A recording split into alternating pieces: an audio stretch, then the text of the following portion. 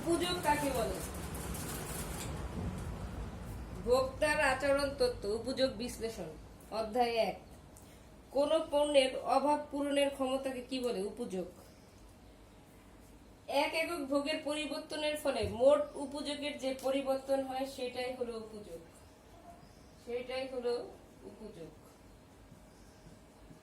তাহলে কোন পণ্যের বিভিন্ন এককের পর একক ভোগ থাকলে ভোক্তার নিকট প্রান্তিক উপযোগ কমে যাবার নিয়মকে অর্থনীতিতে ক্রমহ্রাসমান প্রান্তিক উপযোগ বিধি বলে। কোন পণ্যের বিভিন্ন একক পর পর ভোগ করতে থাকলে, মানে অনেকগুলা একক, ধারাবাহিক একক, সেই ক্ষেত্রে পর পর ভোগ করতে থাকলে কোন ভোক্তার নিকট উপযোগ কমে যায়, সেটাইকে ক্রমহ্রাসমান প্রান্তিক উপযোগ বিধি বলে। এখন দেখো ভোক্তা কাকে বলে?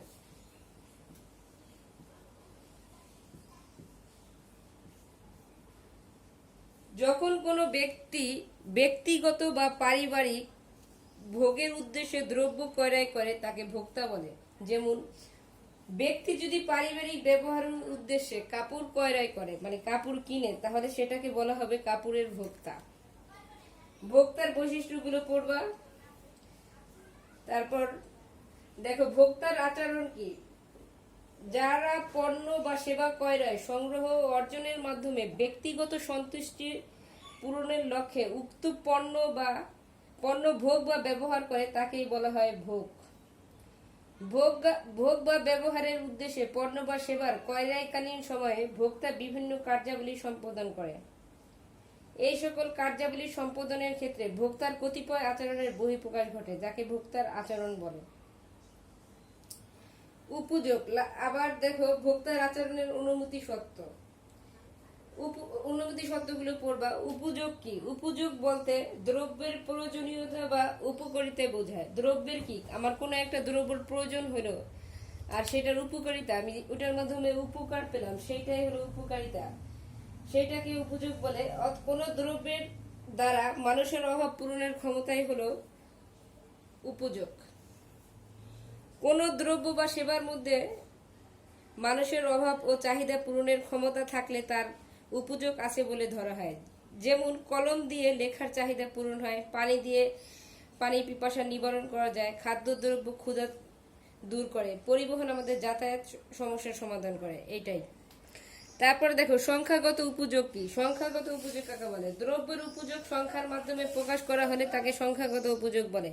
যেমন 5 টাকা, 6 টাকা, 60 টাকা। তাহলে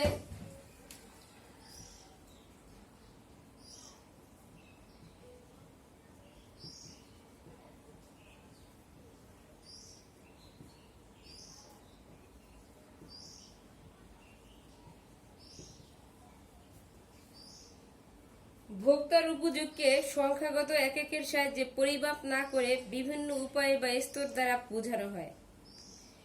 তাহলে সেটাই হলো পর্যায়গত উপযোগ। যেমন প্রথম, দ্বিতীয়, তৃতীয়, চতুর্থ ইত্যাদি উপযোগ গুলাকে তুলনা করা হয়, সেটাই হলো পর্যায়গত উপযোগ।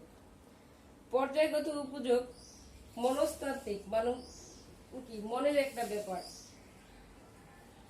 কাজেই এটা সংখ্যা দ্বারা প্রকাশ ও পরিমাপ করা যায় না, তাই বিভিন্ন পর্যায়ে উপযোগ যোগ করে মোট উপযোগ নির্ণয় করা সম্ভব নয়। বিভিন্ন পর্যায়ের উপযোগ যোগ করে, মানে বিভিন্ন স্তরের উপযোগ করে মোট উপযোগ নির্ণয় করা সম্ভব নয়, তবে বিভিন্ন পর্যায়ের উপযোগের মধ্যে তুলনা করা সম্ভব।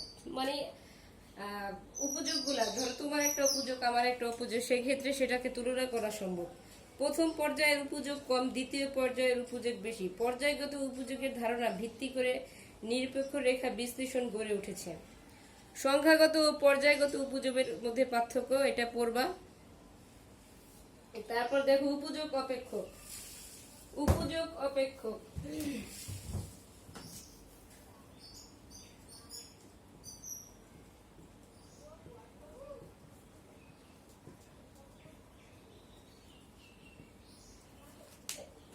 উপযোগ অপেক্ষক একটি নির্দিষ্ট সময়ে কোনো দ্রব্যের বিভিন্ন একক ভোগ করে প্রাপ্ত উপযোগের সমষ্টিকে বলা হয় মোট উপযোগ। মোট উপযোগ নির্ণয় করে দ্রব্য ভোগের ওপর দ্রব্য ভোগ বাড়লে মোট উপযোগ বাড়ে, দ্রব্য ভোগ কমলে মোট উপযোগ কমে। মানে যদি আমার উপযোগটা কমে যায় তাহলে সেই ক্ষেত্রে ভোগটাও কমে যাবে, আর ভোগ যদি বাড়ে সেই ক্ষেত্রে আমার উপযোগও বেড়ে যাবে। তাহলে দেখো একটা অপেক্ষক দেওয়া আছে,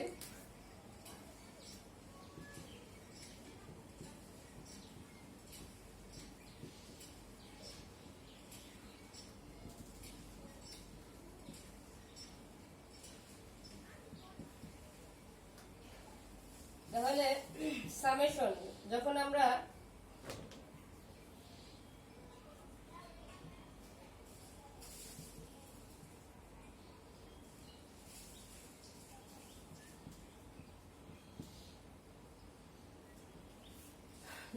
কোনো কিছুকে বিশ্লেষণ করব, সেটা সামেশন এন আই সমান সমান 1 ইউআই এক্স আই, এটা হলো সূত্র। এখন ইউ সমান সমান কত, মোট উপযোগ, আর x1 x2 x3 এগুলা কি বিভিন্ন দ্রব্য, আর সামেশন মানে কি সমষ্টি নির্দেশক চিহ্ন, এই জন্য কি এটা দিয়ে সমষ্টি বুঝাইছে পুরোটা দিয়ে। এখন উপযোগ অপেক্ষক কত প্রকার, দুই প্রকার, প্রত্যক্ষ উপযোগ আর পরোক্ষ উপযোগ। এখন প্রত্যক্ষ উপযোগ কাকে বলে?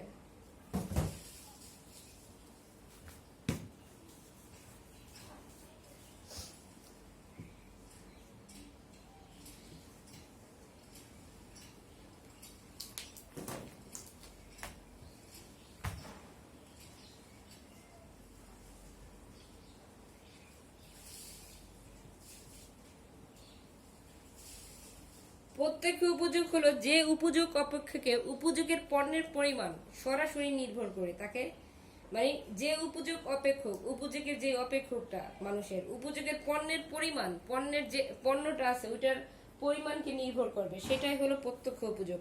এই ধরনের উপযোগ অপেক্ষক কোনো পণ্যের উপযোগ তার বিভিন্ন এককের অজানা সংখ্যার উপর নির্ভর করে। ভোগের উপর উপযোগ এই ধরনের ধনাত্মক সম্পর্ক নির্দেশ করে। তাহলে উপযোগের ইউ হলো ইউ সমান সমান F Q one Q two Q three dot dot dot Q N, মানে অসংখ্য। এখন পরোক্ষ উপযোগ, যে উপযোগ অপেক্ষক উপযোগের পণ্যের উপর নির্ভর করে না, সরাসরি নির্ভর করে না, পণ্যের দাম এবং ভোক্তার আয়ের উপর সরাসরি নির্ভর করে, সেটাই হলো পরোক্ষ উপযোগ। পরোক্ষ উপযোগ হলো এইটাই, ইউ সমান সমান F P one P two, U one সমান সমান পি ওয়ান পি টু,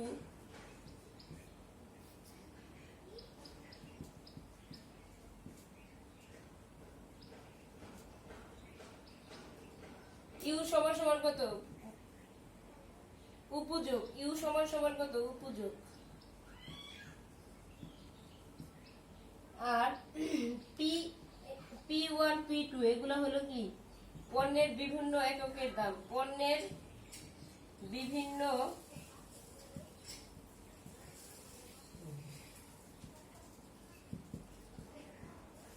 এককের দাম। এখন নিচে দেখো প্রত্যক্ষ ও পরোক্ষ উপযোগের মধ্যে পার্থক্য, এটা পড়বা। আর এটা পরীক্ষায় আসার জন্য অবশ্যই প্রত্যক্ষ উপযোগ কাকে বলে, পরোক্ষ উপযোগ ডিটেলস দেওয়ার পরে প্রত্যক্ষ উপযোগ ও পরোক্ষ উপযোগের মধ্যে পার্থক্য এটা লাগবে, আর পার্থক্য শক করে দিবা না।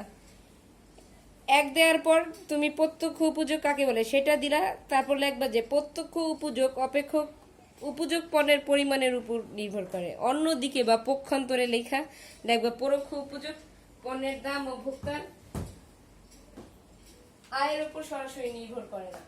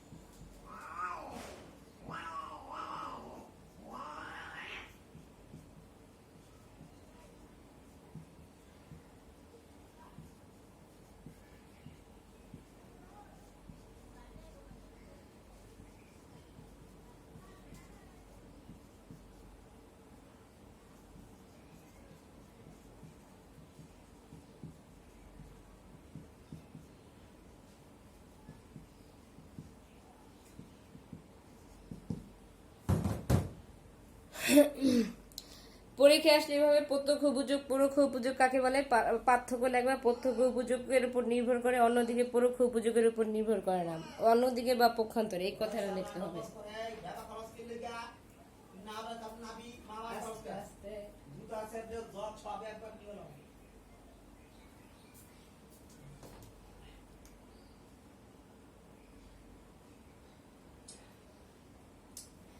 এখন দেখো পরে হলো মোট উপযোগ। প্রত্যক্ষ উপযোগের অনুমতি সত্য, মার্শালের উপযোগ তত্ত্বের অনুমতি সত্য। মোট উপযোগ কাকে বলে, প্রান্তিক উপযোগ কাকে বলে? তাহলে মোট উপযোগ কাকে বলে? কোনো নির্দিষ্ট সময়ে একটি দ্রব্যের বিভিন্ন একক ভোগ করে প্রাপ্ত উপযোগের যোগফলকে কি বলে? মোট উপযোগ। যেমন ভোক্তা একটি নির্দিষ্ট সময়ে কোনো একটি দ্রব্যের বিভিন্ন একক ভোগ করে প্রাপ্ত উপযোগ যথাক্রমে 10 ইউটুল, 9 ইউটুল, 8 ইউটুল। কাজে ভোক্তার কাছে ওই দ্রব্যের মোট উপযোগ হবে 10, 9, 8 ইউটুল সমান সমান 27। ধরি x একটি দ্রব্য n সংখ্যক একক ভোগ করে ভোক্তার প্রাপ্ত উপযোগ যথাক্রমে u(x1), u(2), un(x1). কি ইউ মানে কি? Total utility. টোটাল ইউটিলিটি মানে কি? u1(x1), u2(x2) plus un(xn).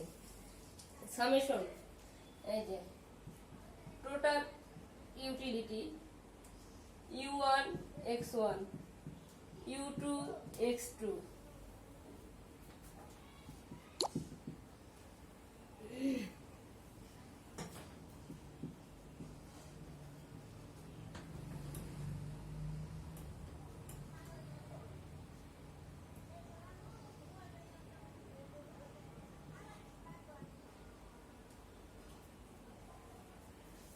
এখন tu u1(x1), u2(x2), un(xn). Summation উপরে n I minus I total utility ui(xy), u1(x1), u1(x1) মানে কি? x1 একক থেকে প্রাপ্ত উপযোগ। u1(x1) মানে কি? x1 থেকে প্রাপ্ত উপযোগ।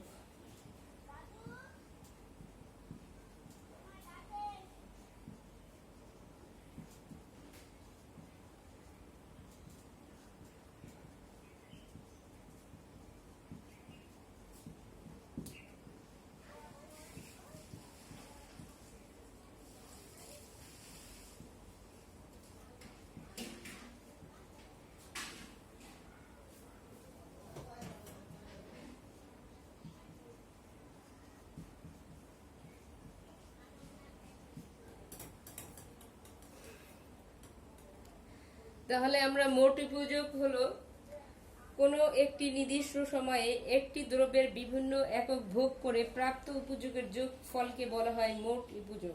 উদাহরণস্বরূপ, ভোক্তা একটি নির্দিষ্ট সময়ে কোনো দ্রব্যের 3 একক ভোগ করে প্রাপ্ত উপযোগ যথাক্রমে 10 ইউটিলিটি, 9 ইউটিলিটি এবং 8 ইউটিলিটি। তাহলে ভোক্তার কাছে ওই দ্রব্যের মোট উপযোগ হবে কত? টোটাল হলো 27। এখন x একটি দ্রব্য যার n সংখ্যক একক ভোগ করে ভোক্তার প্রাপ্ত উপযোগ যথাক্রমে u1(x1), u2(x2), un(xn). কাজেই ভোক্তার কাছে x দ্রব্যের উপযোগ হবে total utility u1(x1), u2(x2) plus un(xn). Summation n উপরে I সমান সমান 1 u1(x1) মানে কি? x1 একক থেকে প্রাপ্ত উপযোগ। আর u2(x2) মানে কি? x2 একক থেকে প্রাপ্ত উপযোগ। এখন দেখো প্রান্তিক উপযোগ।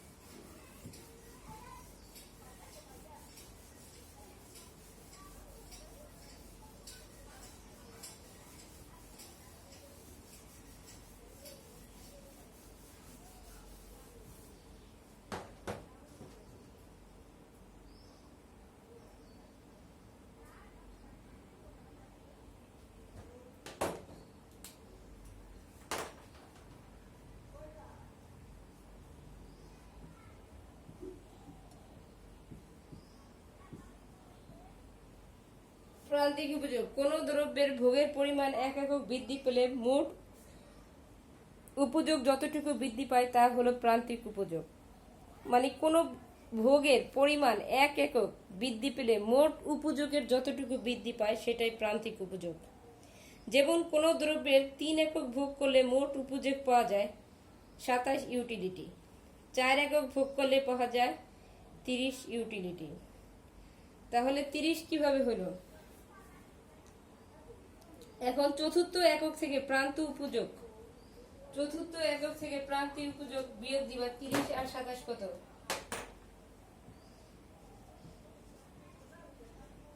3।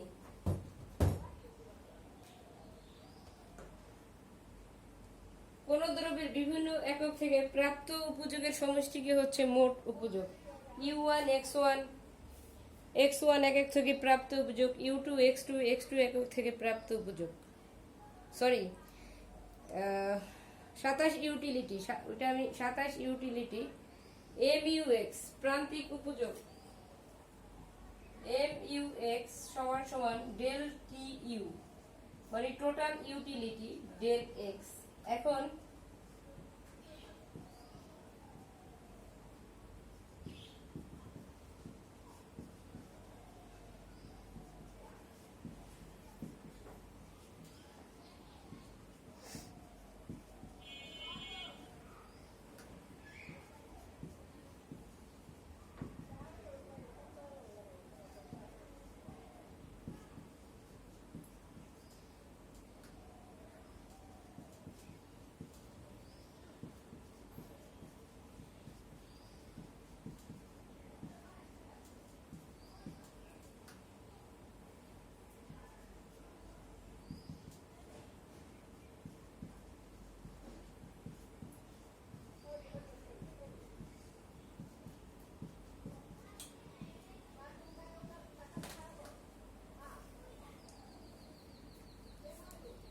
MUX সমান সমান X দ্রব্যের প্রান্তিক উপযোগ, ডেল TUX সমান সমান X দ্রব্যের মোট উপযোগের পরিবর্তন, ডেল X সমান সমান X দ্রব্যের ভোগের পরিবর্তন।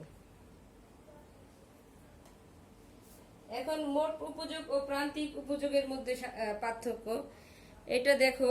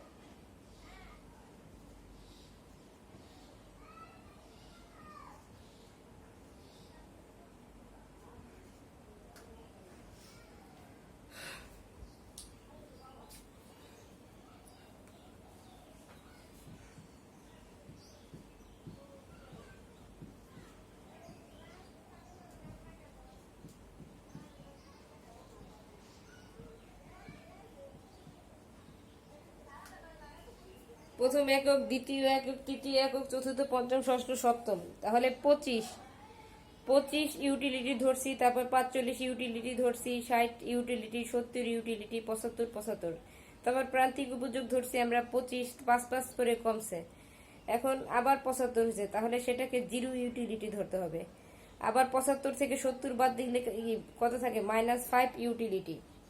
25 45 থেকে 45 থেকে 25 থেকে 25-এর ইউটিলিটি ধরছি আমরা, তারপর 45 থেকে 25 বাদ দিলে 20, আবার 60 থেকে 45 বাদ দিলে 15, 70 থেকে 60 বাদ দিলে 10, 75 থেকে 70 বাদ দিলে 5, 75 থেকে 75 জিরো, 70 থেকে 75 মাইনাস 75। বুঝতে পারছো বিষয়টা? মানে 25 ইউটিলিটি আমরা ঠিক রাখবো। তারপর হলো 25 থেকে 45, 45 থেকে 25 থাকলে কত থাকে 20 ইউটিলিটি। তারপর কত 15, 60 থেকে কত 45, 15, 70 থেকে 60, 10, 75 থেকে 70, 5, 75 থেকে 75 মানে কি জিরো, 70 থেকে 75 থেকে 70 -5 ইউটিলিটি, -5 ইউটিলিটি।